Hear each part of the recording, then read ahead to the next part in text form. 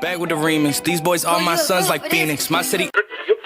See the shots that I took, wet like I'm booked. Raising up, deep three on the way. Oh, Durant goes, boom! That is just, Sun came out, I went about to drop. All right, so let's go, Shazam!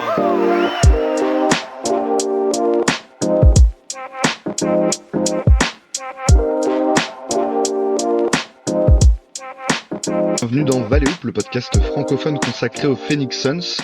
On se retrouve au lendemain de la draft NBA 2025 pour débriefer un peu tout ce qui s'est passé dans les derniers jours du côté de Phoenix. Et il s'en est passé des choses, puisqu'il y a eu notamment le trade de Kevin Durant qui était très attendu depuis des semaines, qui a permis aux Suns de récupérer le choix numéro 10 du premier tour de la draft 2025. Et donc les Suns sont pick hier en 10e position. Il y a eu un autre transfert en plus, quasiment au même moment, impliquant Mark Williams qui viendrait du côté de Phoenix. Bref, donc il y a eu pas mal d'actu ces derniers jours autour de Phoenix et on va en discuter aujourd'hui avec Greg comme d'habitude. Comment ça va, Greg ? Eh ben, ma foi, ça va plutôt pas mal. Sauf que je suis peut-être le moins satisfait de la draft des Suns, mais bon, c'est un sujet qu'on va pouvoir discuter. Mais voilà, non, ça va pas trop mal. J'ai pas passé une très bonne nuit, c'est pas lié à la draft, mais sinon tout roule, ouais. Merci beaucoup. De rien, mais effectivement t'es peut-être en tout cas dans cette émission celui qui est le moins convaincu par le profil qui a été sélectionné à la draft hier par les Suns, donc Kaman Malouech, intérieur qui jouait à Duke la saison dernière. Et pour parler de ça, pas de Malo aujourd'hui qui a des occupations malheureusement, mais on a une invitée parmi nous, une spécialiste du basket universitaire depuis quelques années déjà. C'est Lohan. Comment ça va, Lohan ? Bien, et vous ? Nous, ça va pas mal. Ça va très. Ça pourrait aller mieux, on est fan des Suns, mais. Ouais. Oui, mais dès qu'il faut qu'on parle ensemble de basket, nous, on est heureux. Vu comme ça, c'est bien. Les podcasts, c'est toujours bien quand tu les fais avec des personnes cool. Donc, nous, on est toujours heureux d'enregistrer ensemble. Okay. Mais on est ravis de te recevoir, Lohan, parce que donc moi j'avais repéré le podcast que tu avais fait avec Shai Mamou, qu'on embrasse, du côté de Rivers Basket Session, qui était un podcast spécifique aux prospects. Et pour te présenter rapidement, je vole un peu le job de Rodolphe. Mais pour te présenter rapidement, donc tu es community manager pour un club de Pro B, ouais, c'est ça. dont j'oublie toujours le nom, je suis absolument désolé. De l'Alliance Sport Alsace. Voilà, merci beaucoup. L'Alliance Sport Alsace. Et parallèlement, un de tes grands hobbies, c'est le sport, et notamment le basket, et particulièrement le basket universitaire, mais pas que. Ce serait réducteur de dire que tu es juste une scout amateur du basket universitaire. Tu connais aussi et tu suis beaucoup de ligues. Et là, d'ailleurs, juste avant le podcast, tu suivais les résultats du 3-3, de la compétition de 3-3 qui se déroule en ce moment. Donc, vraiment ravi de discuter de basket avec toi. Et puis, on va pas tarder à attaquer, je pense. Yes, avec plaisir. Merci de m'avoir invité. C'est un plaisir, effectivement, et du coup, tu vas pouvoir effectivement nous éclairer sur tout ça. Donc, effectivement, avec toi, on va spécifiquement parler un peu de ce qui s'est passé hier soir du côté de la draft, et on va peut-être commencer par ça. Donc on reviendra après un peu plus longuement, on va dire, sur le trade de KD, est-ce que ça implique du côté de Phoenix plus généralement, on va dire, mais une question principale du coup, c'était qu'est-ce qu'on allait faire avec ce pick numéro 10, ce choix numéro 10, et donc on a drafté donc Kamen Malouech, intérieur sud-soudanais, qui est arrivé aux États-Unis juste là avant son année universitaire, si j'ai bien compris. Est-ce que tu peux nous le présenter déjà rapidement pour qu'on voit un peu le profil de cet intérieur là qui arrive à Phoenix, de ce rookie? Alors pour parler rapidement de Kaman dans sa globalité, c'est un garçon qui a commencé le basket assez tard quand même, qui a été repéré très vite par la NBA Academy qui est à Dakar au Sénégal. Là il a commencé son cursus on va dire scolaire ou plus simplement basketballistique là-bas. Donc c'est toujours un garçon qui était grand, qui a toujours été intéressé par le basket, et c'est pour ça ensuite il a eu la chance de rejoindre Duke, une université en plus qui était portée par un trio de freshmen qui ont tous été sélectionnés au top 10 hier, entre Cooper Flag, Todd Kenniton et lui. C'est un garçon, pour parler plus vite du bonhomme, parce que j'ai eu de la chance de le rencontrer, moi, pendant les JO à Paris. C'est un garçon, certes encore jeune, mais c'est un garçon déjà en termes de personnalité qui a un grand cœur, qui est vraiment un team player dans l'âme et qui saura toujours, on va dire, se sacrifier de la bonne manière pour une équipe. En termes de technique, c'est un garçon, lui lancer un ballon en l'air et il trouvera toujours un moyen de le mettre dans le cercle et de s'accrocher. De toute façon, il n'a pas besoin de sauter très haut pour le faire. Mais aujourd'hui, il a beaucoup travaillé sur tous les aspects du jeu. Déjà pendant les JO, etc., on l'avait vu mettre quelques tirs sur la tête de Joel Embiid ou d'autres à mi-distance. Là, cette année, il a commencé à tirer à 3 points. C'est un garçon qui gagne en développement de son périmètre de jeu offensif, et après, vu la taille et le gabarit, le potentiel défensif est déjà là. Donc évidemment que c'est un garçon encore jeune qui, pour moi, c'est sûr, je le voyais pas arriver à Phoenix, mais aussi on le voyait pas arriver aussi bas dans les mocks. On le voyait souvent 7, 8, 9, mais aller jusqu'à la 10e place, c'était assez dur. Donc évidemment, je pense que pour vous, les Suns sont draftés au potentiel, et il y a un gros potentiel. Moi, j'ai une première question à te poser, qui est une question, j'allais dire presque structurelle à Duke, parce que, sans vouloir me prononcer pour Rodolphe, mais nous, chez Valley Hoop, on n'est pas du tout des spécialistes de NCAA et on ne suit pas vraiment les prospects tout au long de la saison. Ni l'un, ni l'autre, ni Malo d'ailleurs, particulièrement. Je pense que Malo suit plus que nous d'ailleurs, Rodolphe, pour tout dire. Mais du coup, moi, j'ai une plutôt question. dans la saison, je pense, parce qu'effectivement, nous, c'est vraiment genre, on s'y intéresse quand la draft arrive, quoi. Ouais, c'est ça, exactement. Oui. Moi, ça fait 72 heures que je suis sur les prospects, donc j'ai vraiment mes inquiétudes n'ont qu'un besoin, c'est d'être rassuré et d'être contré, parce que c'est pas forcément des inquiétudes qui sont liées à vraiment un scouting approfondi, etc. Au contraire. Et ma première question, c'est qu'on est plutôt sur un pivot défensif avec de la dissuasion, etc., etc. Moi, ce que j'aimerais beaucoup savoir, c'est à quel point son impact défensif est lié à la présence de Cooper Flagg dans l'effectif, dont on sait très bien que lui, pour le coup, il a vraiment une empreinte défensive qui est, disons, de très très haut niveau. À quel point Maluach jouit de l'empreinte défensive de Cooper Flagg sur les saisons à Duke, et à quel point lui-même, quand il est tout seul sur le terrain, il a aussi un rayonnement défensif, quoi. Alors déjà, c'est sûr que Cooper avait, on va dire, cette aura défensive et ce potentiel de dingue vu par sa taille, mais au-delà de ça, c'est tout l'effectif de Duke qui était bâti sur cette identité défensive. C'était vraiment, dans les stats, je crois que c'est la seule équipe du pays à être dans les meilleures défenses, dans le top 10 des meilleures défenses et dans le top 10 des meilleures attaques. Donc c'était quand même une identité forte sur tout l'effectif, et pas que, on va dire, sur un ou deux joueurs seulement. C'est sûr qu'avoir des potentiels comme ça dans l'équipe, ça t'aide à créer cette politique-là. Mais aujourd'hui, Kaman l'a montré autrement sur les JO, etc. Ça reste un garçon qui a soif de rebond et qui va toujours se battre pour n'importe quel ballon. C'est sûr que, voilà, vu l'effectif dans lequel il était, ça a été amplifié, etc. Mais le potentiel individuel là-dessus, pour moi, a été démontré sur des séquences, voilà, où il n'y avait pas Cooper Flagg, où il n'y avait pas Conke Nicole non plus, parce que ça reste quand même deux garçons aussi qui ont le même seul au fond d'eux. Mais c'est toujours super intéressant de voir un joueur pareil seul sur le terrain avec d'autres meneurs et tout ça. Mais ouais, il a su montrer effectivement qu'il sait se défaire de ses coéquipiers pour vraiment soutenir sa puissance dans une raquette, peu importe où ça, soit au JO, soit match amicaux des JO, surtout celui contre les États-Unis, il avait vraiment fait fort et je pense que ça a marqué certains esprits. Et aussi là, pendant la marche Madness, où c'était vraiment intéressant.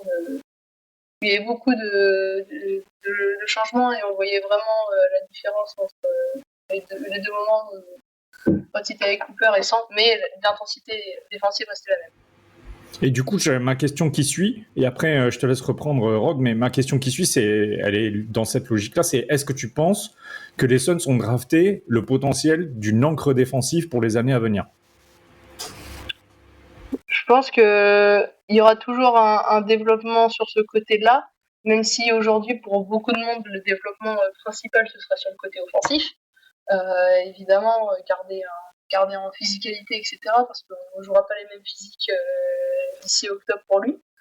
Mais je pense que dans le choix et avec aussi le recrutement qui a été fait à côté, avec le trade pour Mark Williams, Mark Williams, on est quand même aujourd'hui sur plus un profil offensif, je trouve, par rapport surtout, moi je compare surtout à sa sœur, à Mark Williams, qui est bien connu pour sa défense en WNBA, mais ça reste, je pense que le plus gros point fort, bien sûr, de Kaman, c'est sa défense. Donc aujourd'hui, évidemment, il saura capituler là-dessus pour devenir encore meilleur avec ce côté offensif vraiment toujours à développer, ce qu'il a déjà fait cette année en universitaire. Avant de passer vraiment à l'attaque, effectivement, pour revenir un peu sur le côté défensif, qui, comme tu le dis, est considéré comme son point fort, en tout cas son atout principal au moment d'arriver à la draft. Évidemment, ça va avec un peu ses mensurations. C'est un garçon qui est vraiment imposant, qui est long. Alors on peut le donner, d'ailleurs, je crois qu'on les a pas donnés jusqu'ici, donc il fait 2,18 m, je crois. Donc un second footer quoi, qui en plus donc une envergure encore un peu plus grande, qui a 2,25 m d'envergure. Standing Reach, je lis sur envergure le site, à 2,98 m, mesuré à 2,98 m. Donc on est sur un joueur vraiment long, un joueur qui est quand même assez épais aussi, mais un joueur qui a l'air plutôt mobile. Sur le côté défensif, à quel point c'est quelqu'un qui peut justement être viable dans une défense en switch par exemple. Est-ce que c'est quelqu'un qui est plutôt par contre enfin voilà, comment tu analyses les choses de ce côté-là et comment lui il a progressé ces derniers mois au niveau défensif en termes de mobilité notamment. Comme je l'ai dit, pour revenir, Duke c'était vraiment une identité défensive forte sur le début de la saison. En fin de saison, on a vu quand même beaucoup de changements en défense, comme tu dis, des switches sur pick and roll, etc. Il était beaucoup plus amené au moins à faire des steps pour revenir derrière. Je trouve qu'il a vachement gagné en mobilité, surtout si on compare aux JO en fait. Parce que les JO c'était vraiment, on va dire, le début d'une aventure en fait, se défier au monde pro, etc. Là, on arrive en universitaire, on est quand même plus encadré, on fait un match tous les 3 jours à peu près. Donc le cadre et le rythme s'intensifient, mais il a quand même su gagner en mobilité. Comme j'ai dit, réussir aussi à s'écarter du panier en attaque. C'est des trucs tout cons, mais faire une feinte de shoot à 3 points pour ensuite rentrer dans la raquette, c'est un truc qu'il faisait pas en début de saison non plus. Donc c'est des points super importants qui seront mobilisés évidemment en NBA, surtout face aux nouveaux modes de pivot, on va dire, les nouvelles tendances. C'est Seven Pulster à la Wemby aujourd'hui. On peut compter Johan Bérenger aussi dans cette dimension-là, qui sont vraiment mobiles et longilines. Bien sûr qu'il est un peu plus costaud, mais il se doit quand même de rester mobile pour rester, on va dire dans les tendances, mais on reste dans cette dynamique-là. Et effectivement, comme tu dis, il se doit parce que c'est juste pour exister en NBA aujourd'hui en tant que pivot, t'as obligé. Oui. Ou alors, effectivement, c'est que t'as vraiment un autre atout vraiment majeur. Mais effectivement, comme tu le disais, sur ce plan-là, il va devoir continuer à progresser dans cette direction, quoi. Ok, c'est assez intéressant. Du côté offensif maintenant, tu t'as commencé à le dire un peu. C'est encore très brut, encore pour l'instant, j'imagine beaucoup de finitions près du panier. Je voyais qu'il était très bon en termes de réussite près du panier, mais que ça se limitait quasiment à ça, son régime de tir. Comment tu vois les choses? J'ai vu dans quelques highlights qu'il avait pris 2-3 points aussi de temps en temps, mais qu'il a un pourcentage absolument dégueulasse. Par contre, au lancer franc, c'est pas si mal. Je crois qu'il a 77% la saison dernière au lancer franc. Donc comment tu vois un peu les choses sur le côté offensif, déjà en termes de scoring, mais même plus globalement, comment tu vois les choses évoluer pour lui de ce côté-là du terrain? On va dire que comme depuis le début de la saison, il y a eu une évolution assez franche. On va dire que début de saison, vraiment, c'était des ballons tout proches du panier et du finish assez simple. Ensuite, il a commencé à bosser déjà en intersaison. Il y a eu des vidéos qui sont sorties et des gros workouts avec Derek Lively aussi, qui sont un peu dans le même style, etc. pour vraiment apprendre à être juste à un 2 mètres, mais avoir le bon step, le bon hook, etc. à travailler là-dessus. Donc c'est un point qui est aussi en progression. Je pense qu'aujourd'hui, ce qu'il n'a pas eu trop l'occasion de faire aujourd'hui avec Duke, mais ses petits shoots en tête de raquette aussi, il est capable de les mettre. C'est juste des responsabilités et comment on le met à l'aise, mais en fin d'année, c'était vraiment déjà avec le Soudan du Sud au JO, c'était un de ses bons points forts quand même pour écarter la défense. Là aujourd'hui, oui, le pourcentage à 3 points est dégueulasse, mais il est capable d'en mettre aussi, donc ça reste un point d'évolution et pas de là à devenir une menace, mais évidemment pour écarter le jeu selon le 5 qui sera sur le terrain avec lui, ça peut être super intéressant. Voilà, donc c'est surtout, on va dire, ce jeu plus proche du panier où voilà, essayer de trouver le bon footwork, etc., ou qui reste encore à bosser. Et je pense qu'aujourd'hui, Mark Williams, qui en a fait presque sa spécialité en NBA, peut l'accompagner. Après, voilà, sur du shoot un peu plus large, ça dépendra, comme j'ai dit, de l'autre intérieur qui sera avec lui, si c'est vraiment nécessaire pour écarter les défenses ou non. Petite question pour toi, à moins que Rod, tu veuilles. Non, au contraire, j'allais te passer la main pour ça. Ah oui, voilà. Moi, Ouais, j'ai une petite question pour toi. À combien de minutes tu penses qu'il faut lui donner la saison prochaine dans cette équipe des Suns qui, à mon avis et à l'avis général de la fanbase des Suns, doit pas espérer grand-chose de plus que peut-être éventuellement un play-in. Donc on parle quand même des places plutôt, disons, entre 8 et 12 de la conférence Ouest. Combien de minutes tu lui donnerais et quelle responsabilité tu lui donnes? Voilà, en vue des changements qui ont été faits aussi dans la nuit, je pense qu'aujourd'hui, le poste de titulaire sera indéniablement pour Mac Williams. Et je pense que son temps de jeu sera évolutif, comment la saison va se passer. Si évidemment, en fin de saison, on se rend compte que la 10e place ou le play-in au global n'est plus atteignable, je pense qu'on sera, par exemple, j'ai une connerie, mais de la fin du All-Star Break jusqu'à avril, si vraiment plus rien n'est jouable, on sera vraiment à lui de prendre le poste de titulaire pour avoir ce temps de jeu et continuer à se développer. Mais en début de saison, je pense que pour faire le comparatif, faire comme avec Dominique Palonga, en fait, un peu en WNBA aujourd'hui, qui évidemment était très haut dans la draft, mais qui n'a pas eu des responsabilités tout de suite. Vraiment faire un travail quand même avant et avoir un temps de jeu comme j'ai dit, évolutif sur la saison serait super intéressant. Potentiellement commencer à 10-12 minutes pour essayer d'aller vers 25, voire 30 si vraiment, comme j'ai dit, il y a vraiment malheureusement plus rien à jouer sur la fin de la saison. Ce que je ne souhaite pas du tout, évidemment. Vu le nombre de Blue Devils à Phoenix maintenant, j'ai quand même envie que ça aille au moins au play-in, quoi. Mais voilà, je pense que c'est vraiment à évoluer, à faire du travail en amont, en interne, et après jauger selon les responsabilités aussi qu'il peut avoir. Ça dépendra au niveau des responsabilités aussi qui sera sur le terrain avec lui. Si c'est vraiment, je pense qu'avec avec un Tyus ou même aujourd'hui Jalen Green pour finir sur du alley-oop, ça peut aller très bien, mais je pense qu'il ne faut pas lui donner, on va dire, la deuxième voire troisième option offensive tout de suite, ça ne servira à rien.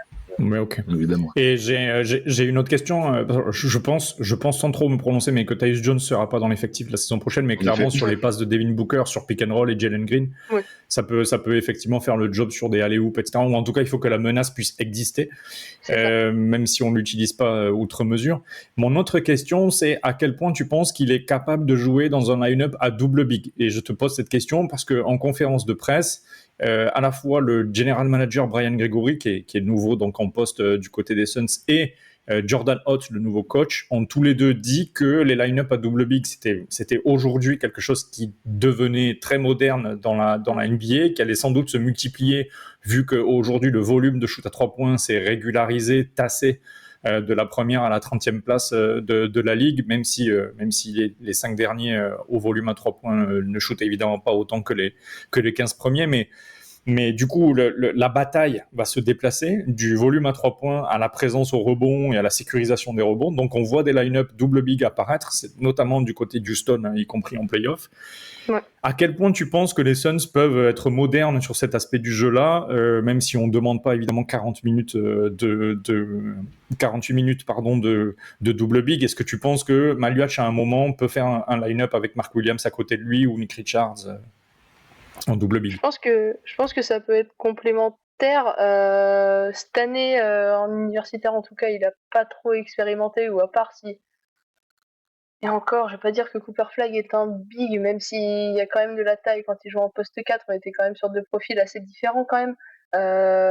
Mais aujourd'hui, si par exemple il est amené à travailler avec Mark Williams sur un line-up voilà, à double pivot, faut vraiment qu'il arrive à développer, on va dire, cette menace un peu loin du cercle, comme je l'ai dit, ce côté shoot tête de raquette pour vraiment laisser Mark Williams se développer et vraiment s'exprimer dans la raquette comme il a l'habitude de faire, qui est vraiment son point fort pour lui.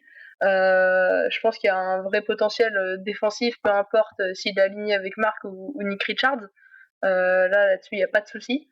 Mais ouais, en attaque, il faut vraiment qu'il arrive à développer potentiellement soit ce côté vraiment pouvoir écarter le jeu, ou au contraire faire vraiment une double menace au poste. Mais aujourd'hui, à l'instant T, je vois pas les Suns faire ça tout de suite. Ce serait vraiment compliqué et je pense une perte de temps et de moyens qui serait assez forte, quoi. Aujourd'hui, je pense pas que Kaman soit prêt à assumer ça. Faut vraiment l'habituer avant. Mhm. Ouais, c'est intéressant parce que ça dessine le fait que ça aussi complètement, hein, d'autant plus vu son profil, il a commencé le basket assez tard, comme on disait et tout machin. C'est un joueur qui reste en construction vraiment, donc c'est assez particulier d'être dans cette espèce de double timeline par rapport à ça.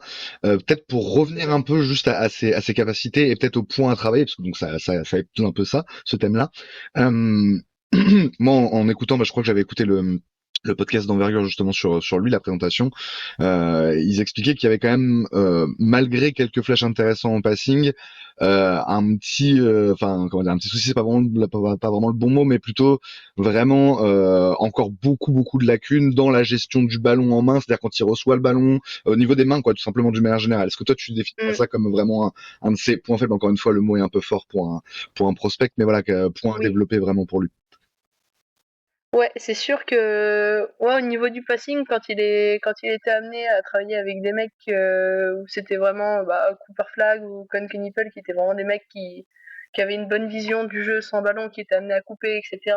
Les assists pouvaient arriver très vite. Mais ouais, au niveau du ballon, potentiellement, déjà au niveau du poste, etc. C'était quelque chose au début de la saison où il avait assez de mal. Vraiment prendre le temps, vraiment protéger son ballon, etc. Des fois sur des rebonds aussi. En fin de saison, ça s'est moins vu. Quand il y avait de l'enjeu, etc., on voyait quand même la progression du garçon. Je pense qu'aujourd'hui, ouais, quand même, ça reste à travailler vu l'impact physique qu'il aura face à lui aujourd'hui, qui sera complètement différent que certains. Peut-être qu'il retrouvera Maxime Reynaud, mais Maxime Reynaud, ce sera le profil faible, on va dire. Mais aujourd'hui, je pense que oui, comme tu dis, c'est encore quelque chose à travailler, surtout au niveau de ce handle et cette protection de ballon en général. C'est ça, ça fait partie des gros chantiers et justement des domaines sur lesquels il faut qu'il soit impérativement pareil pour exister en NBA. Il faut que tu sois un minimum à un plancher qui soit acceptable, quoi. Il y a un côté comme ça, quoi. Okay. Surtout quand ton franchise player c'est Devin Booker qui s'épanouit jamais autant que quand il a un pivot qui sait faire du main à main et qui sait orienter le jeu avec lui, quoi. God bless Aaron Baines, si tu nous regardes. On t'aime, mon frère, on t'aime. Force à toi en plus, parce que pour le coup, oui, lui, il avait vraiment une fin de carrière difficile.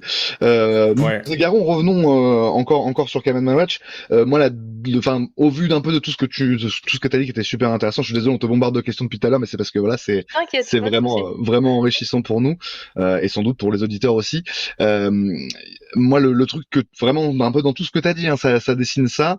Ça correspond donc encore une fois à son profil, le fait qu'il soit un peu récent dans le basket et tout machin. On est sur un énorme potentiel de joueur dont on ne connaît pas vraiment exactement le plafond là à l'heure actuelle, mais qui est aussi drafté un peu sur cette promesse-là.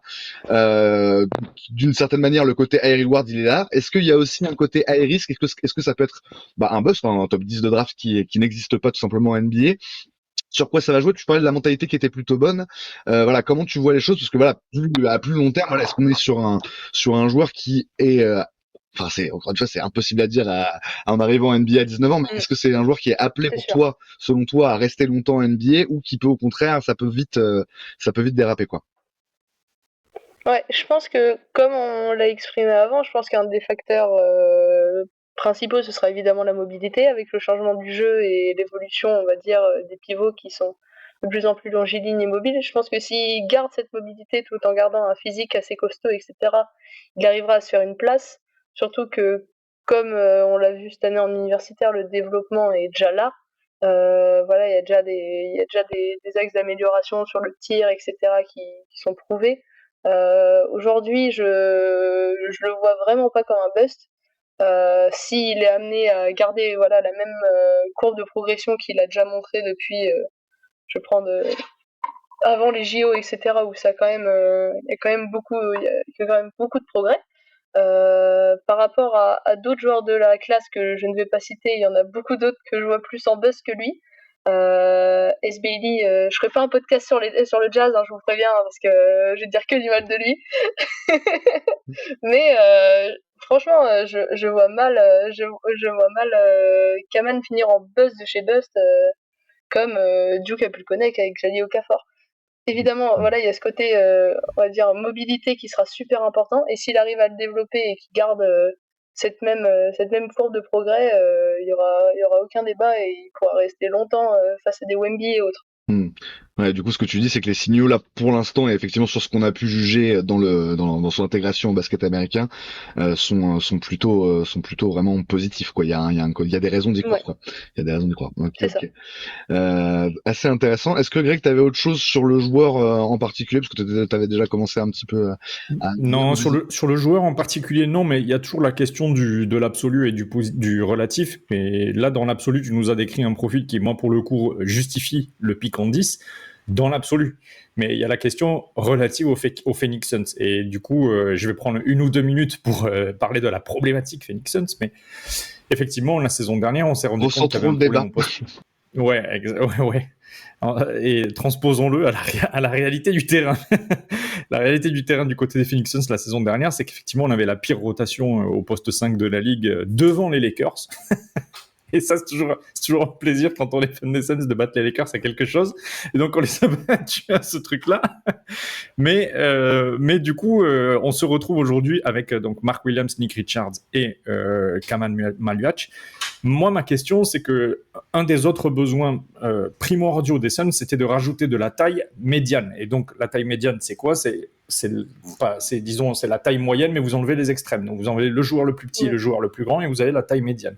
Et la saison dernière, les Suns se sont fait tabasser par toutes les équipes qui avaient une taille médiane beaucoup plus haute que eux. Et notamment, par exemple, des équipes comme les Raptors, qui avaient plutôt un niveau de basket largement inférieur à celui des Suns, en tout cas sur la théorie, mais qui, juste par leur physique et par leur dimension athlétique, ont réussi à surpasser les Suns plusieurs fois. Donc, moi, ma question, c'est la suivante, c'est que avec les problématiques structurelles de l'effectif des Suns, est-ce que rajouter du coup maintenant un troisième pivot, parce qu'il y a le trade de Mark Williams qui se fait 2 minutes avant le pick de Kaman Maluach, est-ce que c'était la bonne chose à faire que de pick Kaman Maluach quand derrière, tu as des joueurs qui auraient pu apporter de la défense, de la taille et de la physicalité à cette équipe au relais sur les ailes, qui est pour moi l'endroit, en tout cas sur les postes 2 ou 3, qui sont les postes pour moi où on a le plus de soucis à régler avant le début de la saison 2025-2026, et notamment des profils, pour les citer, comme Cedric Howard, CMB, donc Colin Murray-Boyles, Nick Clifford, etc. Moi, j'avais un Nick Clifford en gros chouchou parce que c'était vraiment le poste 2-3 physique, athlétique, capable d'imprimer une grosse défense, d'avoir un petit shoot, etc., etc. Et aujourd'hui, on se retrouve avec un pivot qui joue au basket depuis 4 ans et demi, sur lequel tu nous as beaucoup rassuré, mais quand même, dans la structuration de l'effectif des Suns, moi, ça me pose quand même toujours des questions, quoi. Ouais. Moi, je vais pas vous mentir que aussi j'étais surprise. Moi, comme tu l'as dit, j'attendais vraiment un profil, on va dire, pas classique 3 et D, mais presque dans ça. Moi, je voyais, toi, tu parlais de Nick Clifford en chouchou. Moi, je voyais très bien Carter Bryant en fait rester dans l'Arizona et arriver chez vous en fait. Évidemment, je pense que comme les Suns, on ne pensait pas que Kaman Maluach allait descendre aussi bas. Et Gordemine chez les Nets, c'était une surprise. Murray Boyles dans le top 10 en général, c'était quand même une surprise. Évidemment qu'il allait être loterie vu le potentiel, mais de là à être pris en neuf chez les Raptors, c'était assez surprenant. Je pense que là, cette fois-ci, les Suns ont piqué au potentiel. Mais comme tu dis, est-ce que c'était le bon choix pour l'effectif à l'instant T ? Je ne suis pas sûre. Je suis plutôt d'accord avec toi qu'il fallait un profil plus de 3, etc. pour apporter évidemment de la taille, mais aussi plus de relais sur les ailes. Surtout voilà, avec le trade de Mark Williams qui a surpris un peu tout le monde, c'est sûr. Mais évidemment, ouais, je pense que ouais, au relatif aujourd'hui, tout de suite, je suis pas sûre que ce soit le bon choix. Si évidemment il y a cette volonté, comme tu l'as dit, d'aller au play-in, voire plus. Si vraiment il y a cette volonté, je pense pas qu'arracher une place en play-off direct à l'Ouest soit possible aujourd'hui pour les Suns, mais au moins le play-in ce serait évident et nécessaire. Je suis d'accord que là-dessus c'était potentiellement pas le meilleur choix à court terme, mais à long terme, on va dire s'il y a des départs actés, si potentiellement Nick Richards fait sa vie ailleurs, etc. Bien sûr qu'il aura sa place et potentiellement, ça peut être triste, mais s'il se développe très bien, ça peut être une monnaie d'échange aussi. Un jeune comme ça qui prouve une valeur, on va dire, s'il finit dans une all-rookie team directement dès le début de l'année, ça peut être une valeur en trade aussi. Donc ouais, je suis d'accord là-dessus avec toi que potentiellement, ouais, Carter Bryant, voire Cedric Howard aussi étaient des profils super intéressants pour vous. Mais cette fois-ci, je pense que le front office des Suns a vraiment piqué au potentiel parce qu'un mec comme ça n'était pas attendu aussi bas, quoi. Ouais, ça s'est un peu joué là-dessus, quoi. Mais alors, bon, moi, pour le coup, j'ai une vision un tout petit peu différente de celle de Greg et peut-être de la tienne, Lohan aussi, d'une certaine manière. Pour moi, il y a vraiment le côté, on parlait au cours des derniers podcasts de l'incertitude entourant l'avenir des Suns, qui était lié évidemment principalement à ce qu'on allait faire du roster dans la situation dans laquelle il était. Il était extrêmement bancal toute la saison dernière, on l'a bien vu. Il y avait des trous à certains postes, effectivement le poste de pivot comme tu le disais, Greg. Et il y avait un espèce de décalage énorme entre le côté, on est l'équipe avec le plus gros la plus grosse masse salariale de la ligue, mais en fait en termes de jeu, ça c'est pas très très moderne, ça fonctionne pas ensemble. Il y a un côté vraiment même d'alchimie qui fonctionnait pas.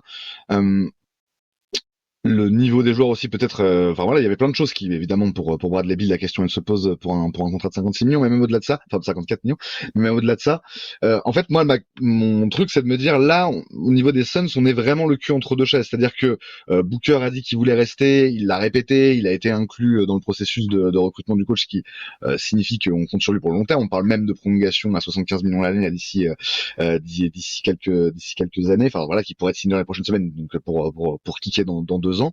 Il y a Enfin, en fait, c'est ça, c'est qu'il y a tellement de facteurs d'inconnus du côté des Suns que c'est difficile d'y voir clair déjà dans les ambitions là à court terme pour la saison prochaine, et que de toute façon on reste dans le truc de on a hypothéqué notre avenir. C'était vraiment le grand truc toute la saison dernière. On était en mode on est la pire situation de la NBA. D'ailleurs, petit teasing, peut-être qu'on y viendra dans un prochain épisode, mais parce que notamment on n'a pas de perspective future, quoi. Et vraiment, Lohan, je sais pas si t'as un peu suivi du côté des Suns cette saison, mais nous on était heureux, mais extrêmement heureux. C'était vraiment le truc qu'on chérissait le plus dans la saison des Suns, de se dire putain on a 2 rookies qui sont relativement intéressants, donc Ryan Dunn et Solid Iguodala. Et vraiment c'était genre notre précieux, dans le sens où c'est les seules perspectives un peu d'avenir qu'on peut avoir du côté de Phoenix, puisque encore une fois Booker étant ce qu'il est, même si c'est un joueur exceptionnel, on sait que voilà il y a une certaine limite dans ce qu'il peut apporter, un certain plafond, et que voilà, même s'il reste longtemps au Suns, voilà, il va falloir qu'il soit bien entouré et il faut préparer l'avenir déjà. En fait, on n'était pas en mesure de le faire vu le fait qu'on avait donc refourgué tous nos choix de draft et tout machin. Le fait de récupérer celui-là, ça déjà ouvre un peu cette perspective-là. Et en fait, du coup, pour revenir, désolé, je me suis un peu écarté, mais pour revenir un peu au truc principal, qu'est-ce que devaient faire les Suns là relativement à leur situation? Même ça, tu vois, il n'y avait pas vraiment de parler de moi je suis assez d'accord sur le principe sur le profil d'un Elite 3&D, c'est un peu ce qui manque dans notre effectif, donc ce serait très intéressant de récupérer ça. Là aujourd'hui, si on regarde le ressort des Suns, il n'y a pas de poste 4 en fait, il y en a pas du tout, quoi. Donc c'est effectivement assez flippant de se dire ça, et effectivement il y a un côté en fait voilà, maintenant ce qui s'est passé hier soir, c'est plus le trade de Mark Williams qui m'interroge que réellement le fait de prendre Maloch, parce que Maloch correspond en fait à l'idée de se dire d'ailleurs en plus ce que tu disais, Lohan, c'est que c'est plus, enfin il y a plus de possibilités de reward que de risques dans le concernant, mais on draft au potentiel parce que justement on a besoin de se projeter un peu plus loin et de se dire quel va être le visage entre guillemets, tu vois, en tout cas l'avenir un peu des Phoenix Suns sur la durée. Et sachant que effectivement on a des bribes de ça déjà avec Randon Osoigodaro, tu te dis bon, reprendre à l'intérieur, bof, mais en même temps si c'est juste une question de potentiel et on n'est pas loin de ça, de ce que tu disais Lohan juste avant, c'était le joueur qui restait à ce niveau-là de la draft avec le plus haut potentiel. Pour moi, ça fait un peu sens de le prendre, tu vois. Par contre, effectivement, j'ai du mal à comprendre pourquoi, dans le même mouvement, tu trades Mark Williams, qui est censé être un joueur qui améliore ton secteur extérieur immédiatement, et surtout qui a qu'un seul un an de contrat, là encore. Donc c'est un peu particulier. En fait, moi, c'est vraiment la concomitance des informations qui sont arrivées quasiment au même moment, hein, parce que je crois que c'est vraiment entre le pic des Raptors et le pic des Suns qui est tombé la nouvelle du trade. Pardon. Donc vraiment, c'est ça qui m'interpelle, et sur lequel j'ai pas trop de réponses. Mais d'une manière générale, c'est pas que je sois inquiet ou quoi que ce soit, de toute façon, je suis pas très sûr sur bien ça d'une manière générale, mais je trouve pas ça déconnant de se dire, bah t'es en 10, tu draftes au potentiel max, en te disant parce que tu vas essayer de voir un peu plus loin, en fait, tu sais que là c'est la merde, tu sais que voilà, ça va prendre du temps à se décanter, il y a toujours la situation de Bill qui est à gérer, il y a effectivement Jalen Green qui est arrivé dans l'effectif, on va en parler après, est-ce qu'il va rester, on n'en sait rien, quoi, donc c'est vrai que tout ça fait que à la fois, voilà, tu peux pas trop me permettre de tanker, puisque, bah voilà, encore une fois, t'as pas tes choix de draft, mais c'est difficile de dire ce que doivent et ce que veulent vraiment faire les Suns la saison prochaine, quoi. Donc, dans cette perspective-là, c'est compliqué. Enfin, moi, je suis un peu perdu, quoi. Désolé, je finis sur pas une question. Ah, mais je comprends clairement le côté perdu, parce que, ouais, les deux infos sont arrivées très vite en même temps. Tu récupères deux pivots qui ont pas du tout la même trajectoire de carrière pour le moment. Effectivement, sur un projet, on va dire déjà court terme, c'est difficile de se projeter. Surtout quand là, t'as besoin pour les Suns de clarté, en fait. T'aurais besoin de plus de clarté, mais effectivement, on est toujours un peu dans le flou vis-à-vis de ça, quoi. Moi, j'avais une autre question à te poser. Je sais pas si toi, Greg, sur la question de Maluach et de ce qui s'est passé hier, t'avais d'autres trucs à ajouter. Moi, j'avais une question à te poser par rapport à ce soir et par rapport au deuxième tour de la draft. Puisque les Suns sont encore 2 pics dans ce deuxième tour, donc 52e et 58e, je crois. Est-ce que toi, est-ce qu'il reste des gars de Duke? Oui. Oui. Il en reste deux. Il reste des gars de Duke. Il en reste deux. Ah oui, il reste. Proctor, il reste des gars de. Et un ailier. Il reste un ailier techniquement. Donc, d'accord. Vas-y, parle-nous-en, mais même au-delà de ça, est-ce qu'il y a des pépites que tu recommanderais pour ces choix-là, voilà quoi. Aussi bas. Oui, c'est quand même très bas, effectivement. Ça va être très très bas.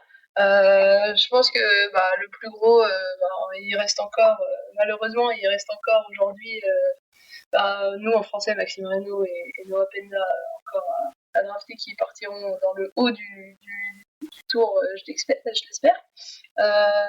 Sur le reste, ce sera surtout, je pense, ce sera des mecs déjà âgés, surtout des seniors, des super seniors, etc. Qui apporte vraiment quelque chose de différent. Il y aura potentiellement qui peut intéresser aussi dans le profil, comme on a dit, qui peut être déjà NBA ready, RJ Lewis, qui a fait une belle saison avec St. John's, qui est attendu vraiment sur le bas du second tour. Donc ça peut être super intéressant pour les Suns.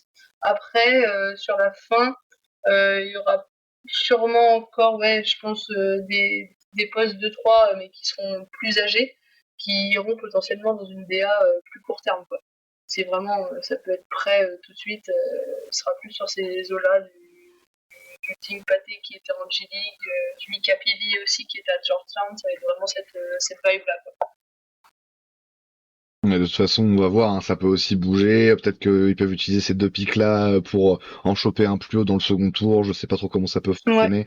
Mais de toute façon, oui, voilà, comme on le disait avant, il y a un besoin de se projeter un peu sur l'avenir du côté des Suns, donc ce serait bon de récupérer encore quelqu'un au moins, et peut-être même de joueurs dans le meilleur des cas à voir encore, quoi. Ça reste. Au moins quelqu'un qui, les deux seront attestés en Summer League, et si on peut en récupérer un des deux, voilà, ce serait nickel.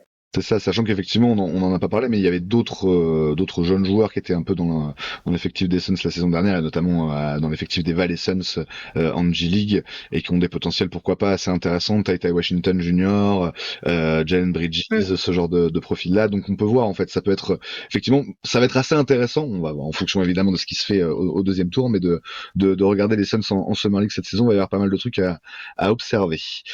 Écoute, Loan, merci beaucoup. Je vois que le temps file, donc on va peut-être pas te retenir plus longtemps. Yes. En tout cas, merci. Pas de souci. Merci infiniment d'avoir accepté notre invitation. Ouais, c'était trop cool. Ouais, franchement, Yes. c'était super intéressant et on voit que tu maîtrises bien ton sujet et effectivement, ça nous a vraiment pas mal. Enfin, moi, je connaissais le joueur par le peu que j'avais entendu quoi que ce soit, mais je comprends mieux les enjeux autour de lui avec ton explication clairement, et j'imagine que c'est clairement le cas pour nos auditeurs aussi. Donc vraiment merci. Yes. Beaucoup.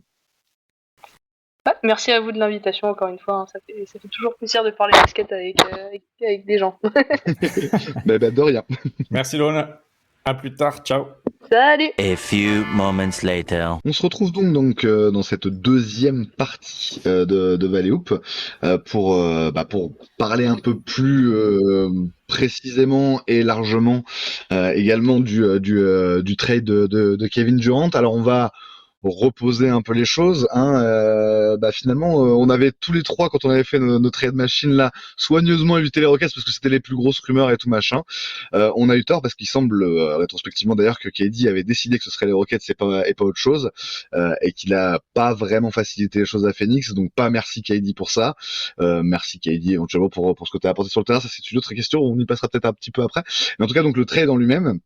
Donc les Suns reçoivent donc les Houston Rockets reçoivent juste Kevin Durant et les Suns reçoivent en échange Jalen Green, Dylan Brooks, le premier tour de draft 2025, donc c'était le 10e choix avec lequel on a pris Kaman Malwatch, et 5 second tours de draft donc qui pour l'instant ont été conservés par Phoenix. Je crois pas qu'il y en ait un qui soit parti, non, parce que c'était l'autre pick du premier tour qu'on avait récupéré de Cleveland là, qui est parti dans le trade d'hier, parce qu'on n'a pas dit exactement précisément, mais le trade de Mark Williams, c'est Mark Williams contre Vasilij Micic pour faire salary filler, et surtout l'asset intéressant pour les Hornets, c'est qu'ils récupèrent 2 tours de draft, le 29 avec lequel ils ont pick là hier, ils ont pick Liam McNeely, je me souviens plus du blaze, mais voilà quoi, un mec de Duke aussi, non, je sais plus, je suis perdu. Enfin, peu importe. En fait, on embrasse le podcast La Ruche qui en parlera mieux que nous. Et de toute façon, il se peut, hein, on va voir, ça va évoluer, mais si on garde Mark Williams, vraiment, il se peut qu'on invite des gens de La Ruche chez nous pour ça pourrait être assez intéressant en prévision de la saison prochaine. Donc, mais revenons au trade de KD. Donc, c'est 5 second tours de draft, donc ils sont toujours valables. Il y en a peut-être un qui sera utilisé ce soir. D'ailleurs, je sais pas exactement comment ça se détaille tout ça. Donc, c'est une contrepartie qui est, on va dire. Alors, on va commencer par ça en fait. En vrai, c'est le meilleur moyen. Comment tu juges cette contrepartie, Greg, encore plus a posteriori maintenant qu'on a draft Kamal Malwatch? C'est tout à l'heure on parlait de l'absolu et du relatif. C'est une contrepartie, je pense, pour la santé mentale que tu peux pas juger dans l'absolu, parce que si tu la juges dans l'absolu, c'est directement. Alors, je t'interromps tout de suite, je suis désolé, mais notamment si tu la juges dans l'absolu en disant voilà ce qu'on a chopé pour avoir Kevin Durant il y a 2 ans, voilà ce qu'on a maintenant. C'est-à-dire que si tu prends le package où il y avait Michael Bridges, Cam Johnson, Jake Crowder, plusieurs tours de draft et tout machin, et tu prends le package actuel, effectivement, on peut se poser des questions. Voilà. Je te laisse reprendre. Mais ça, c'est déjà la première étape du relatif. Et j'allais y venir, t'inquiète. Vas-y. Pardon, vas-y, je te laisse développer. Le jugement dans l'absolu, c'est juste tu prends toutes les offres qu'a eu le front office des Suns, tu regardes quelles sont les meilleures et tu te dis, bon, mais effectivement, il y avait des offres où il y avait Rudy Gobert sur l'aspect sportif, etc. Ça peut faire sens. Il y a des offres à une époque, en février, pendant la trade deadline, où il y avait même Jimmy Butler, Jaden McDaniels, etc., ce genre de Jabari Smith, ce genre de joueurs. Et là, aujourd'hui, finalement, on récupère Dylan Brooks et Jalen Green, qui sont 2 joueurs qui vont apporter, notamment Dylan Brooks sur l'aspect défensif, l'aspect vraiment dog, etc., machin, du côté des Suns, chose dont on a beaucoup manqué la saison dernière. Et Jalen Green, qui est un joueur, disons, à potentiel encore non développé, disons-le comme ça, qui n'était peut-être pas tombé dans l'équipe et dans la franchise qui pouvait le développer à l'instant T avec le coach qu'il fallait pour le développer. Donc, il met Udoka en l'occurrence du côté des Rockets, mais qui reste aujourd'hui sur le marché des trades un asset négatif. Et c'est bien pour ça qu'on reçoit autant de pics de second tour. C'est clairement parce que il fallait graisser la patte des Suns pour pouvoir faire en sorte qu'on accepte de recevoir Jalen Green. Donc malheureusement, les Suns ont essayé d'avoir un autre premier tour de draft, mais on a réussi qu'à avoir 5 second tour, et donc on se retrouve avec ce package-là. Ce package, si on le juge donc dans l'absolu, c'est clairement pas à la hauteur de ce qu'on pouvait attendre pour un joueur disons de la taille de Kevin Durant, même si Kevin Durant n'est pas un joueur aujourd'hui qui avait l'impact qu'il avait ne serait-ce qu'il y a 2 ans dans les équipes, et qui est pas non plus un joueur pour lequel on aurait pu demander 4 premiers tours de draft, comme Desmond Bane par exemple. Mais si on le juge en absolu, on met donc clairement ce trade à la poubelle comme l'un des pires trades de l'histoire des Suns, sans aucun doute, ou en tout cas de l'histoire moderne des Suns. Pour moi, si on le juge dans l'absolu. Mais je pense que le juger dans l'absolu, c'est le juger trop vite. Et que ça manquerait de profondeur et d'analyse, et à mon avis, et de nuance. Et à mon avis, l'idée, c'est quand même plutôt de le juger dans l'aspect relatif au contexte des Suns. Le contexte, il est le suivant. Et honnêtement, c'est pas le plus agréable, parce que ce qu'on va dire, c'est pas des choses qui sont hyper agréables quand on est fan des Suns à dire. Mais la réalité, c'est que le contexte, c'est que KD n'a pas une valeur phénoménale sur le marché des trades, et en plus, KD a choisi où il voulait aller et dans quelles conditions il voulait y aller. C'est pas juste « je voudrais aller là, débrouillez-vous pour trouver un trade », ce qui s'était déroulé pour les Nets. Et il arrive dans des Suns qui sont dépouillés de leur futur et de leur corps, avec le départ de Michael Bridges et de Cameron Johnson. Trade qu'on a d'ailleurs toujours pas digéré, toi comme moi, à ce jour. Mais là, l'histoire nous a un peu donné raison, donc effectivement, on est de absolument. plus en plus dans cette team-là. Absolument. Là maintenant, aujourd'hui, qui va nous parler? Là, KD, il a appris de son erreur précédente, il a appris de sa négociation avec les Nets pour venir aux Suns, et il a dit, moi je veux aller à Houston, mais je veux pas y aller à n'importe quelle condition. Je ne veux pas que Houston se débarrasse de ce qui fait leur force aujourd'hui. Donc, qui Houston envoie? Les 2 joueurs dont le net rating est le plus bas dans les 8 qui ont fait la rotation de la saison régulière et des playoffs. Jalen Green et Dillon Brooks, les 2 joueurs dont le net rating est le plus bas aux Houston Rockets dans la saison régulière et dans les playoffs. Résultat, Houston récupère donc un joueur qui est capable de finir les actions, d'avoir de la gravité sur le terrain, etc., et ils envoient les 2 joueurs les moins précieux de leur rotation. Écoute, bravo les Rockets, c'est bien joué. Alors, bravo à vous, j'espère que Kevin Durant ne va pas foutre en l'air votre attaque, comme il a foutu en l'air la nôtre, d'une certaine façon. Il n'est pas tout seul à l'avoir fait, Frank Vogel et Budenholzer l'ont bien aidé, ainsi que d'autres joueurs des Suns. Mais voilà où on en est. Donc moi, ma façon de juger ce trade, c'est que il fallait le faire de toute manière, et je préfère me reposer largement sur l'idée qu'on n'a plus Kevin Durant. Cette ère qui a été douloureuse et infernale, elle est terminée, et maintenant on passe à autre chose. Intéressant. Alors j'ai failli partir dans un fou rire parce qu'effectivement la manière dont il a présenté, et c'est vraiment exactement ça qui s'est passé, hein, c'est en tout cas en termes d'interaction entre le front office Kevin Durant, ce qu'il a laissé passer ou pas, c'est exactement pour ça en fait qu'on a récupéré ni Tari Eason, ni Jabari Smith, ni machin. C'est parce qu'effectivement KD a dit non mais Houston, vous les dépouillez pas non plus en fait, quoi. Il y a vraiment eu un truc comme ça. Dans l'affaire, on est vraiment les pigeons, mais les pigeons absolus. C'est-à-dire qu'on a été pigeons au moment de le récupérer, et là on est pigeons au moment de le refourguer. Donc effectivement, c'est ça qui va faire rire au moment où t'en parlais. Voilà. Ça c'est factuel. En tout cas, il y a un fond de vrai là-dedans. Moi, ce que j'aime, là où j'aimerais un peu tempérer le truc. Alors attends, avant voilà, premier point moi qui me gêne énormément dans ce trade-là. Je voulais en parler parce que je pense qu'après on va un peu passer à autre chose, mais on avait évoqué des pistes de Durant tous les 3 avec Malo lors de l'épisode Trade Machine, et quasiment pour tous nos trades, il y avait un peu la donnée financière, c'est-à-dire en fait tu te sépares de Durant et de ce gros contrat et de l'extension qu'il veut et tout machin. tu te donnes, enfin, tu te soulages un petit peu au niveau du cap. Il faut le noter, ce n'est pas du tout le cas avec ce trade-là. Parce qu'en fait, on récupère plus en salaire que ce qu'on a donné. Enfin, sachant qu'en fait, en gros, si t'additionnes le salaire de Brooks, et le salaire de Green la saison prochaine, ça équivaut à peu près au salaire que va toucher KD. Il faut rajouter à ça ce que va toucher Kevin Malotch. Donc en fait, en gros, pour notre salaire cap, c'est pas, enfin, pour notre masse salariale, c'est pas bon du tout.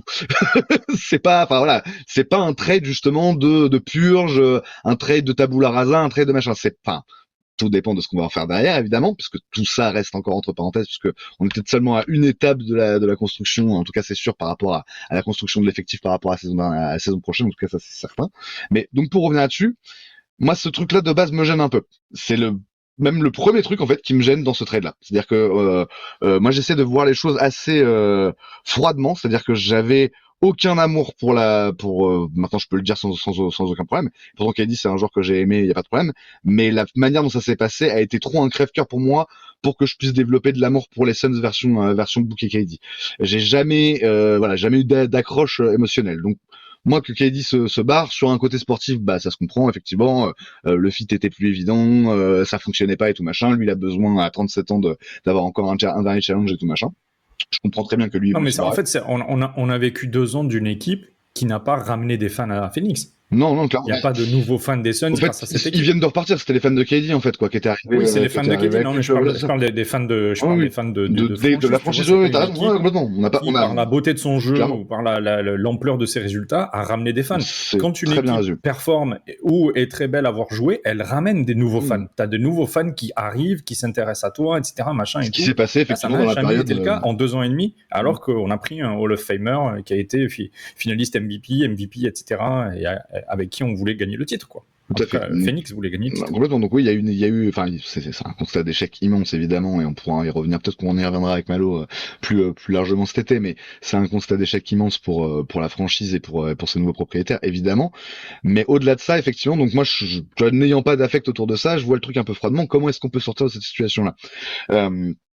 Effectivement, donc moi le premier truc c'était le truc financier, c'est-à-dire un peu sur le thème de ce qu'on disait un peu tout à l'heure avec Lohan, nous l'horizon il était bouché, il fallait le dégager un peu. On l'a un petit peu dégagé parce qu'effectivement on a récupéré ce pick 10 qui est une promesse d'avenir on va dire, et moi Malwatch encore une fois j'ai pas d'a priori négatif sur lui et ce que j'entends et lis depuis hier soir parce que je m'intéresse beaucoup plus à son profil évidemment depuis hier soir est plutôt intéressant, même si bien sûr c'est un peu intriguant parce qu'on sait pas trop ce que ça peut donner quoi, mais en tout cas je suis pas fermé à l'idée de me dire attends on va essayer de développer un pivot qui va être vraiment notre pivot titulaire d'ici 2-3 ans et pour toutes les années à venir, enfin pour une décennie après derrière, tu vois. Moi franchement ça m'intéresse en fait, c'est cool, tu vois. Osso, quand bien même Osso c'est un super joueur, on sait qu'il y a une espèce de limitation physique, il est pas assez grand vraiment pour exister au poste 5 sur la durée en NBA quoi. Donc bref, tout ça pour dire, moi ce qui m'intéressait dans ce trade là, c'était qu'est-ce que ça vers quoi ça oriente en fait. Et du point de vue de Phoenix, donc on va rester du point de vue de Phoenix, parce que du côté de Houston, il y aurait éventuellement à dire, je suis pas certain qu'ils aient vraiment, enfin, ce que tu dis est vrai sur le côté net rating et tout machin. Par contre, peut-être qu'on sous-estime un peu l'importance de Dillon Brooks dans leur défense globale d'une manière générale, tu vois. Peut-être qu'on sous-estime un peu le fait que Jalen Green était leur meilleur scoreur l'année dernière et que ok, c'est cool, tu vois, KD, mais KD c'est pas un initiateur en fait, tu vois. Il y a aussi ce problème-là qui va se poser en fait. C'est qui leur initiateur maintenant? C'est Amen Thompson. Bon, ils sont Fred VanVleet toujours, tu vois, mais pareil, qui commence à vieillir aussi un petit peu. Revenons aux Suns. Pour les Suns, le truc principal, c'est donc on n'a absolument pas gagné sur le plan financier. On a gagné un petit peu de marge sur le futur ou quoi que ce soit. On a ce contrat de Dillon Brooks qui est pas énorme, qui est assez intéressant, qui est un truc que moi, typiquement, tu vois, j'aimerais bien dans les mois à venir qu'on arrive à retrader, pareil pour choper du first pick à droite à gauche, chez un contender qui a besoin de se renforcer, chez une équipe qui arrive pas à passer un cap qui se dit il me faut un chien défensif et tout machin. En fait voilà, moi Dillon Brooks, moi c'est un asset qui est relativement intéressant vu son contrat. Qui est pas très très long, qui t'engage pas énormément sur l'avenir. Celui de Jalen Green c'est un peu différent selon moi, parce que déjà c'est passé 3 ans avec une player option sur la 3e, je crois. Je vérifie pour pas te dire de conneries. Jalen Green, c'est 33 millions en 2025-26 garantis, 36 millions garantis en 2026-27 et une player option à 36 millions en 2027-28. Donc encore une fois, on est sur un joueur qui est assez particulier, qui est assez décrié, notamment par la sphère, j'allais dire un peu hipster, mais même du manière générale, la sphère NBA, un peu analytics, un peu branché, vraiment jeu au-delà de juste qui brille, quoi. Vas-y. Enfin oui, toi, oui, t'en fais partie, bien sûr. Voilà, mais tout ça, Oui, non, mais voilà. c'est pour ça qu'effectivement, voilà. Mais typiquement, c'est enfin, tu t'es membre de Dunkendo, c'est un des joueurs dont Dunkendo se fout de la gueule régulièrement et tout machin, tu vois. Typiquement, tu vois. C'est genre, voilà. Moi, c'est juste pour dire, ce genre de joueur-là, en soi, effectivement, il y a des réalités, c'est-à-dire que tu sais que c'est pas sur ce joueur-là que tu vas pouvoir te construire une équipe de encore une fois de contender en te disant ah bah lui ça va être ma première option ou même ma deuxième option, c'est quand même un peu compliqué. Et d'ailleurs on a vu exactement les limites de ça cette saison avec les Rockets qui ont été excellents en saison régulière et qui se sont crachés le premier tour de playoff. Alors c'était voilà face aux Warriors dans des circonstances c'était un peu compliqué et tout machin, mais notamment parce que Jalen Green n'a pas assuré du tout pendant ce premier tour de playoff. Donc vraiment, c'est une preuve éclatante. Après, on reste, et c'est aussi ça qui est particulier avec ce joueur-là, sur un profil de joueur très jeune, de joueur qui n'a cessé de pas de progresser, mais en tout cas d'essayer d'affiner, de polir son jeu depuis son arrivée en NBA, qui a toujours pas mal de mauvais réflexes, qui prend toujours beaucoup de mauvais shoots et qui a pas du coup comment dire,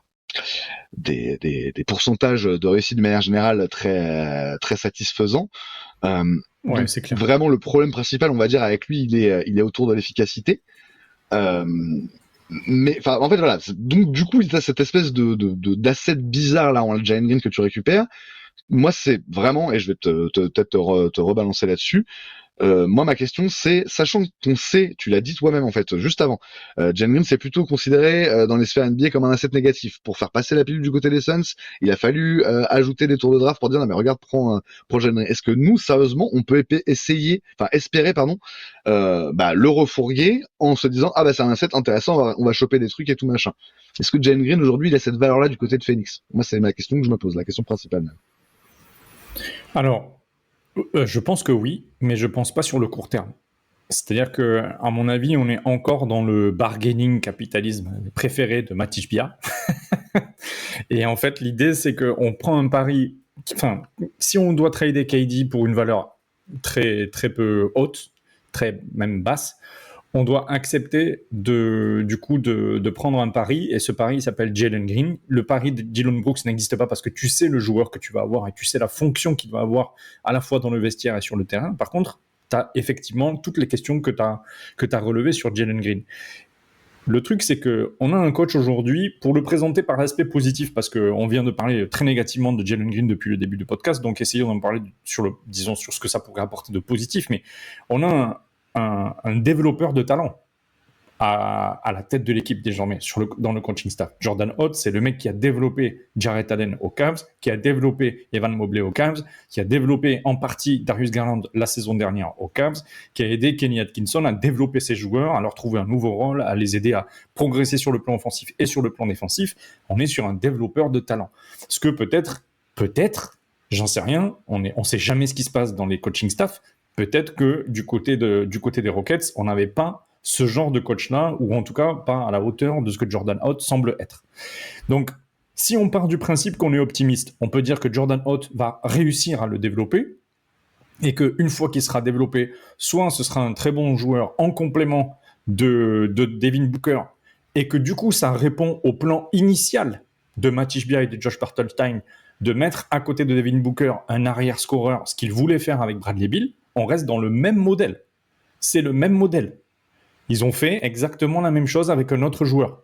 Ouais, non, ça va. Soit par contre, alors, il y a la vision. Je suis désolé, hein, mais pour le coup, moi, non, vas-y, je t'en prie. Je préfère largement, mais vraiment largement à un point que tu n'imagines et que les auditeurs n'imaginent sans doute pas, au point où on en est, avoir Jalen Green comme ce deuxième guard là que Bradley Beal. Je veux dire, il n'y a pas photo du tout. Non, mais ça, quand même, Bradley Beal a beaucoup plus de science du jeu, peut-être plus d'efficacité et tout machin, pas de problème, mais dans ce que tu dégages sur le terrain, moi j'en ai vraiment trop marre de Beal en fait quoi. Donc donne-moi un mec avec voilà un peu de jus et tout machin. Je suis complètement d'accord. Moi je suis juste sur ce côté-là en fait. Mais effectivement je te laisse reprendre, mais effectivement oui, sur le modèle, on n'est pas du tout en train de voir une révolution du côté des Suns. Effectivement, c'est ce que t'es en train de dire. Disons qu'ils refont après avoir défait le pari de mettre un autre arrière à côté de Devin Booker, en faisant venir Tyus Jones, ils défont ce pari-là, ils enlèvent Tyus Jones de l'équation, ils remettent en arrière à côté de Devin Booker.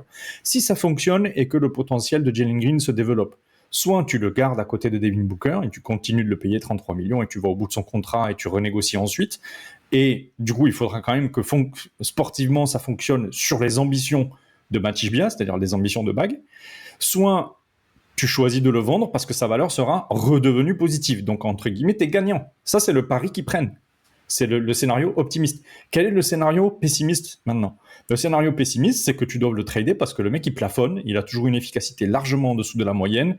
Il fait des matchs à 8 points, il fait des matchs à 25 points, mais tu sais jamais quand tu peux compter sur lui. Et généralement, tu peux pas compter sur lui. Ça reste un trou en défense. Et Devin Booker de s'employer des deux côtés du terrain pour pallier aux problèmes structurels de l'équipe, encore une fois, pour la 3e saison consécutive, voire même la 4e saison consécutive, si ça continue en 2026-2027. C'est ça la réalité la plus, disons, neutre pessimiste, parce que c'est juste la continuation de ce que Jalen Green est depuis le début de sa carrière. La version ultra pessimiste, c'est il se blesse, etc., machin, le contrat paye dans le cap roll, enfin dans le cap space pour rien, etc., dans le payroll, etc., machin. Bon, bref, mais ça c'est disons des scénarios qui sont les pires possibles et c'est valable finalement pour tous les joueurs.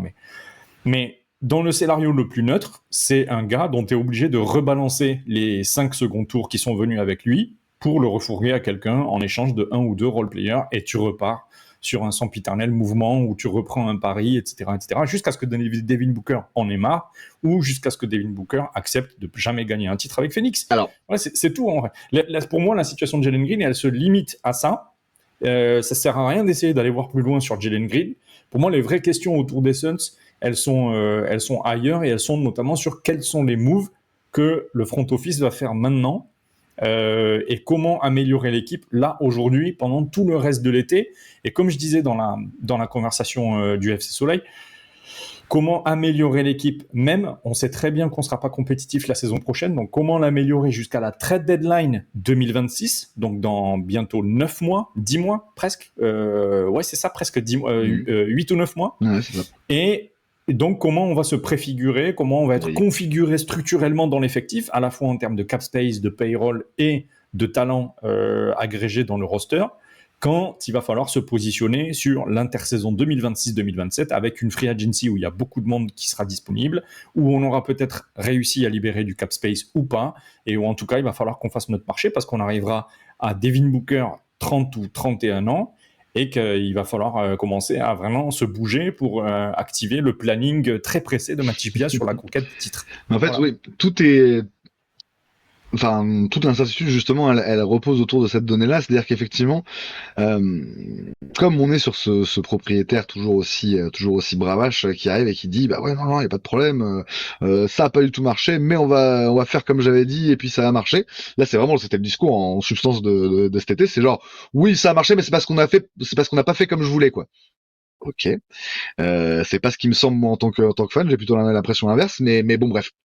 Encore une fois, il a l'air d'être toujours, et ça c'est un point très très important, dans cette logique de dire non mais on vise le titre, on veut aller chercher le titre. Enfin voilà, il n'y a pas d'idée de reconstruction. Pour moi, le point central, le point pivot autour de ça, c'est vraiment ce qui se passe autour de Devin Booker.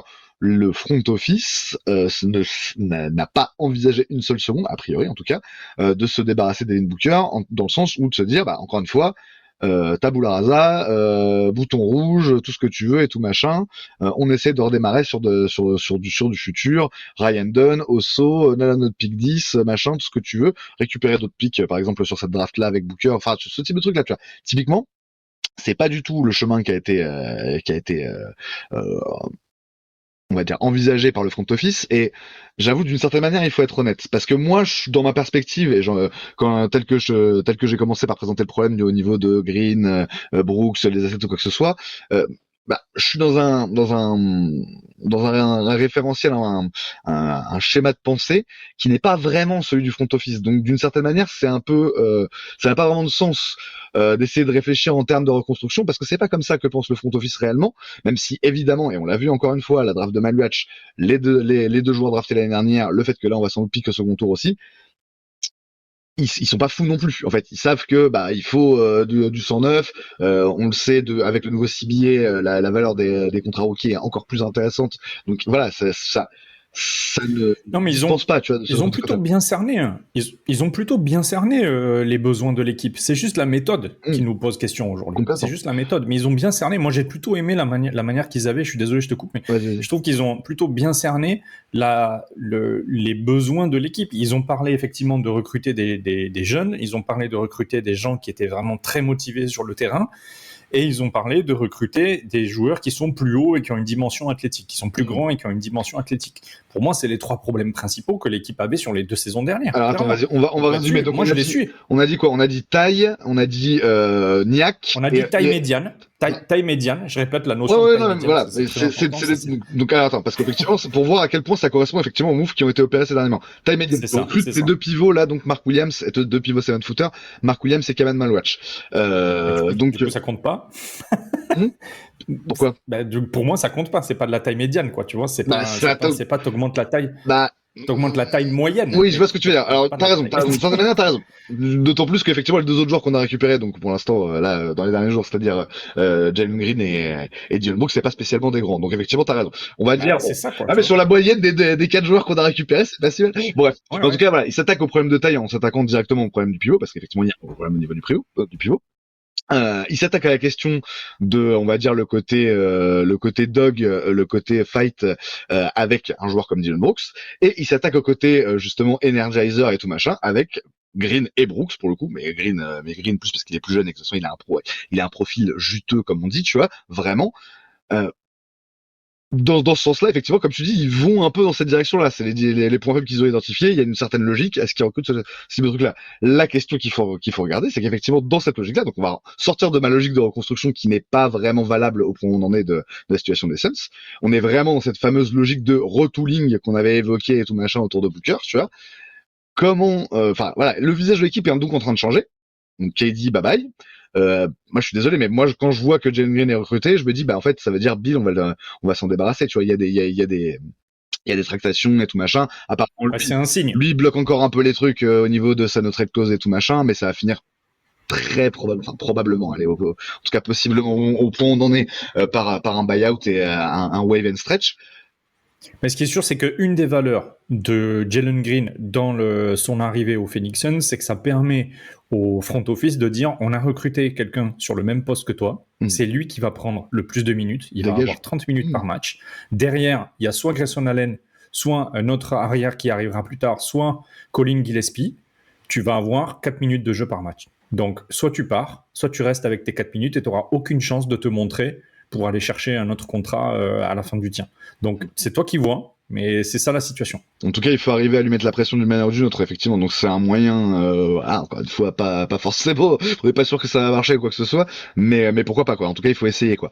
Et donc, voilà. Le problème, c'est effectivement, donc, dans cette logique de retooling, c'est très bien, t'essaies de de pousser Bill vers la sortie, tu ramènes un peu des éléments qui manquent. Moi, encore une fois, le profil de Dillon Brooks sur le papier pour jouer la saison prochaine aux côtés de Devin Booker, j'aime bien. Et d'ailleurs, en plus, il y a cette fameuse blague de, je sais plus quand c'était, 2016, 2017, où on avait essayé de le récupérer un peu en loose day. Il était encore à Memphis à l'époque, et en fait, eux, ils voulaient nous trade Marshon Brooks, et nous, en fait, on voulait Dillon Brooks.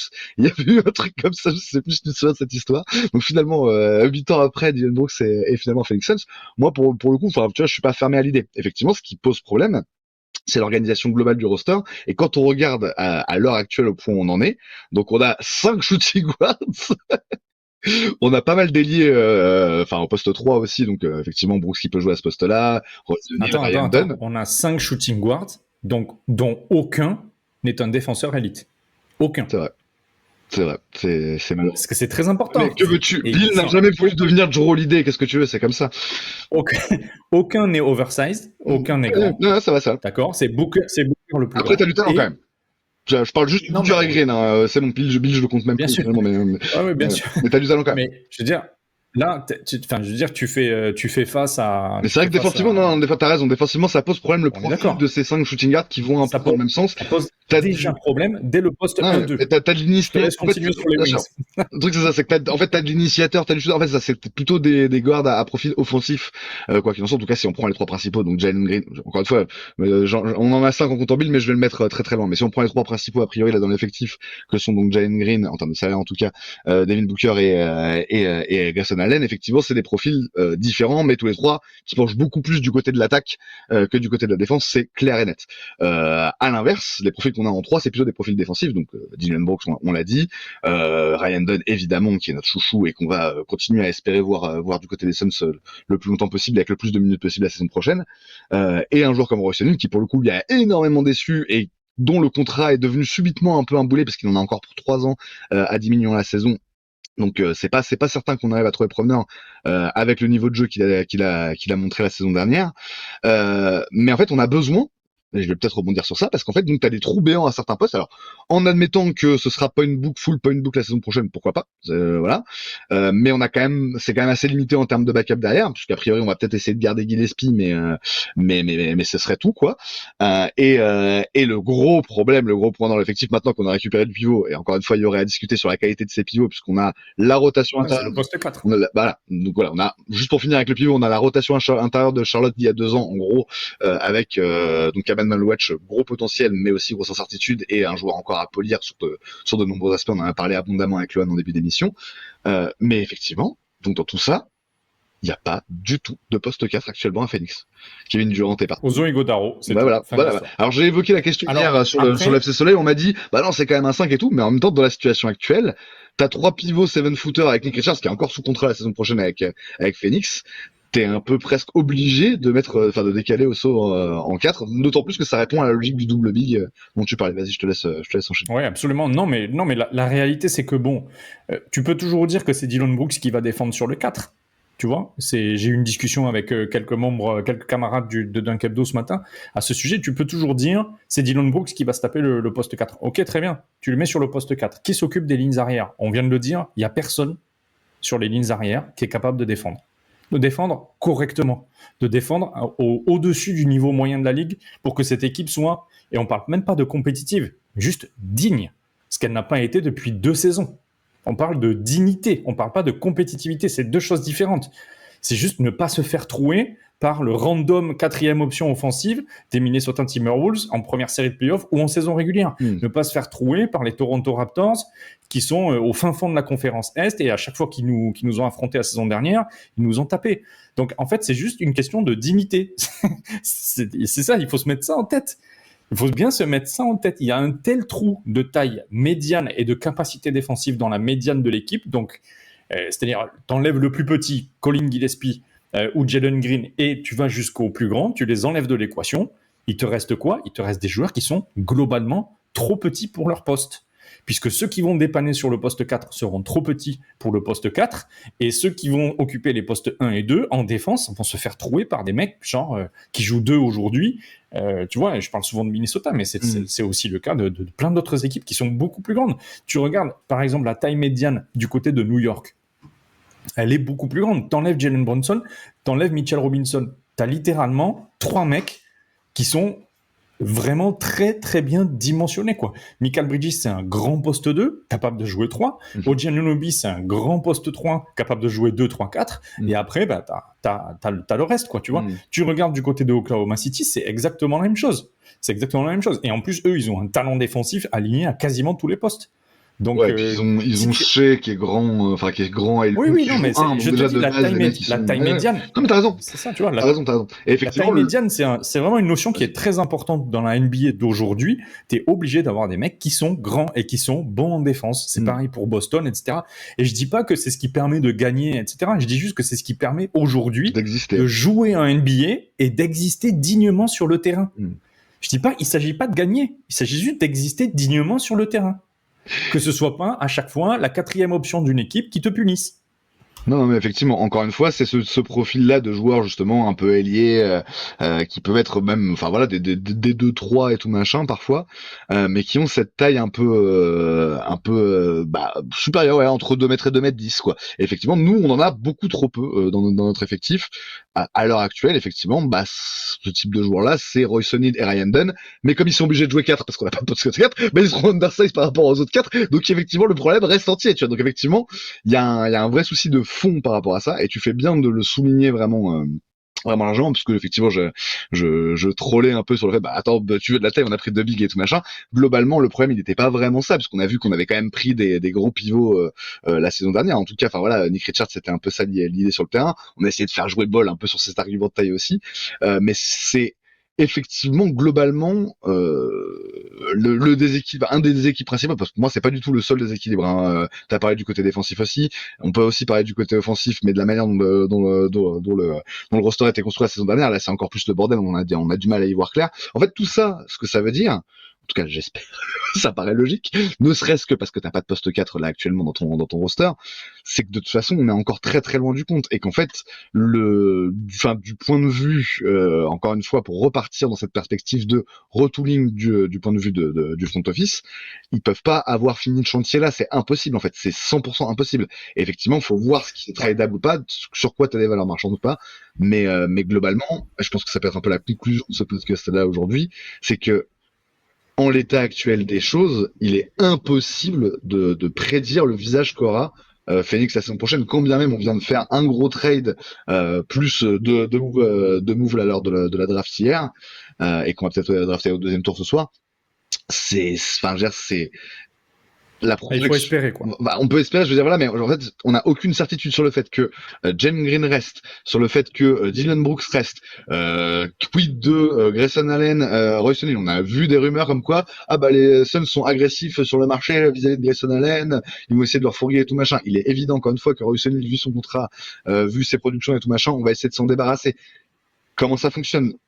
Encore une fois, t'as le Kabil aussi. Est-ce que à un moment ou à un autre, ce buyout va tomber? Dans quelle mesure il va tomber? Qu'est-ce que ça va permettre en termes de finances pour l'équipe? Parce que de toute façon, il y aura un truc à jouer au niveau de la free agency là-dessus, tu vois. Donc vraiment, et je sais pas si t'as un truc à ajouter là-dessus, mais vraiment, pour moi, à la fois ce qui s'est passé là depuis une semaine répond à des besoins, montre certaines indications de ce que veut faire le front office, et effectivement, manifestement, on n'est pas du tout sur du rebuild, mais avec quand même ce gardant quelques cartouches, donc le fait d'avoir drafté Manuach, joueur à potentiel d'hier, tu vois. Mais néanmoins, je veux dire, par rapport aux incertitudes qui entourent l'équipe, on n'a pas beaucoup avancé, en fait. C'est ça qui est assez impressionnant, tu vois, en une semaine. Ouais, absolument. En fait, c'est encore une fois, dans l'absolu et dans le relatif, c'est que dans l'absolu, si tu regardes les assets qu'on avait avant le trade de KD et qu'on regarde ce qu'on a récupéré aujourd'hui, tu te dis dans l'absolu, c'est très positif.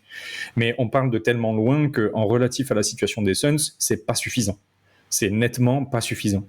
Maintenant, si on doit dire un truc à la fanbase, c'est clairement que on ne pourra juger la capacité théorique de la future équipe qui va aborder la saison 2025 et 2026 qu'en octobre, quand l'intersaison sera passée et que tous les trades majeurs et les mouvements majeurs auront été opérés. Et la deuxième chose que je veux dire, c'est que ça, c'est ce qui nous permettra de juger si on arrivera à peu près à être digne sur la saison 2025-2026. Mais la saison où on peut revenir à la compétitivité, si on est relativement neutre sans être ultra optimiste, c'est plutôt la saison 2026-2027. Et du coup, c'est pas avant la trade deadline 2026 qu'on saura ce qu'on pourra faire à l'intersaison 2026. Et donc, la théorie, encore une fois, de la compétitivité sur la saison 2026-2027. Et il va falloir prendre notre mal en patience, ronger notre frein, trouver des concepts fun pour passer un été fun entre nous, et on en reparle à la rentrée, quoi. Clairement. Ce sera effectivement un mot de la fin intéressant. De toute façon, je pense qu'on aura l'occasion, avec d'autres moves aussi, de parler de l'actualité des Suns cet été. En tout cas, ce serait étonnant que ce soit le contraire. Mais effectivement, pour l'instant, on reste dans cette logique-là. Merci beaucoup, Greg. Écoute, pour cet assez long podcast finalement, mais il y avait vraiment beaucoup de choses à dire parce qu'il s'est quand même passé beaucoup de choses, même si paradoxalement, comme on l'a dit, ça n'a pas beaucoup avancé. Mais en tout cas, voilà, ça bouge quand même, et c'est intéressant de voir ce qui se passe, quoi, et d'en parler. Ouais, grave. Merci beaucoup. Bah, merci à toi et on retrouve très vite Malo pour un prochain podcast. Ça pourra effectivement être un de nos petits concepts de l'été ou en fonction de l'actu aussi, on verra. Mais on se retrouve très bientôt pour un nouveau numéro de Valley Hoop. Allez, bye. Ciao.